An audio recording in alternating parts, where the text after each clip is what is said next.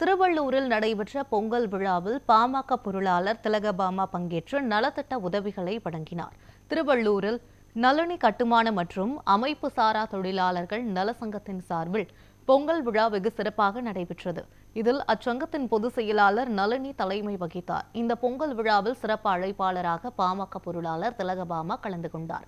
இந்த பொங்கல் விழாவில் பல்வேறு விளையாட்டுப் போட்டிகள் நடைபெற்ற நிலையில் வெற்றி பெற்றவர்களுக்கு திலகபாமா பரிசுகள் மற்றும் நலத்திட்ட உதவிகளை வழங்கினார். இந்த நிகழ்ச்சியில் பாமக மாவட்ட செயலாளர் தினேஷ்குமார், பாமக நிர்வாகிகள், தொழிற்சங்க நிர்வாகிகள் உள்ளிட்ட ஏராளமானோர் கலந்து கொண்டனர்.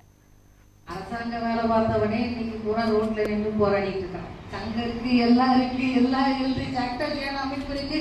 கடைசியில் எல்லாத்துக்கும் மொத்தமா டீச்சரு அவன் பிள்ளைகளெல்லாம் படிக்க வைப்பாங்க நினைக்கிற டீச்சர்லாம் நீங்க தெருவில் நின்றுட்டு இருக்கிறாங்க. என்ன செய்யறாங்க?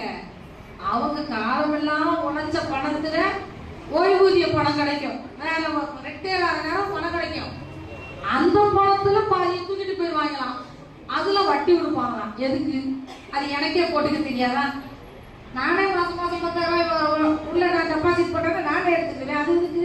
அப்ப எங்கிட்டு இருந்தாலும் ஆட்டைய போடுறது அரசாங்கமே இன்னைக்கு வர தொடங்கின பிறகு தனி மனுஷன் ஒவ்வொருத்தரும் சுயமரியாதையை பாதுகாக்கிறதுக்கு, என் உழைப்பை எவனும் சுரண்டிட்டு போகாம இருக்கிறதுக்கு, என் உழைப்பை எவனும் திருடிட்டு போகாம இருக்கிறதுக்கு, என் வேர்வை இன்னொருத்தருக்கு தேனா